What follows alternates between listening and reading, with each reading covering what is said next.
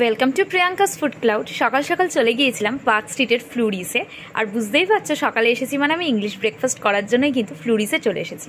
অনেক দিনেরই ইচ্ছা ছিল, কিন্তু আমি তো লেট রাইজার, তাই কোনো দিনই এই ইংলিশ ব্রেকফাস্টের ইচ্ছাটা সকালবেলায় গিয়ে আর ফ্লুরিসে কমপ্লিট করে উঠতে পারিনি।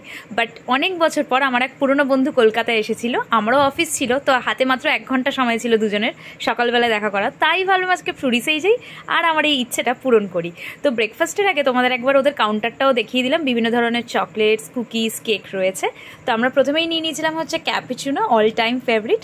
তারপরে এই ইংলিশ ব্রেকফাস্টে যা যা আছে আমি একবার তোমাদেরকে দেখিয়ে দিচ্ছি। দেখো 2 or 3 পিসেসের মতন চিকেন সসেস ছিল, সটেড মাশরুম ছিল অনেকটা, গ্রিল টমেটোস ছিল, 2টো এগ পোচ দেখতে পাচ্ছ, এটাকে sunny side up egg poach বলা হয়।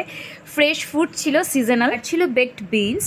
আর তারপর ছিল ওয়াটারমেলনের এরকম 1 গ্লাস একদম ফ্রেশ জুস।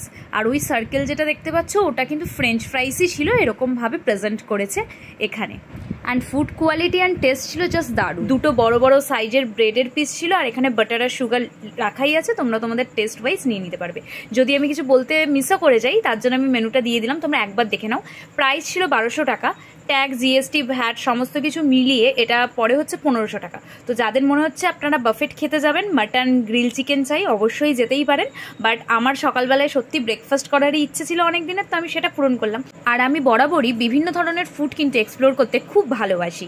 আর পোর্শনটা কিন্তু অনেকটা ছিল, আমরা একটা ইংলিশ ব্রেকফাস্ট নিয়ে দুজন মিলে শেয়ার করে খেয়েছিলাম, টামি কিন্তু পুরো ফুল ছিল। পোর্শনটা অনেকটাই হেভি থাকে। আর আলাদা করে সত্যি ফ্লুরিসের অ্যাম্বিয়েন্স নিয়ে বলার কিছুই নেই, অসাধারণ। ভিডিওটা কেমন লাগলো আমাকে অবশ্যই কমেন্টে জানিও। Tata, bye, stay tune.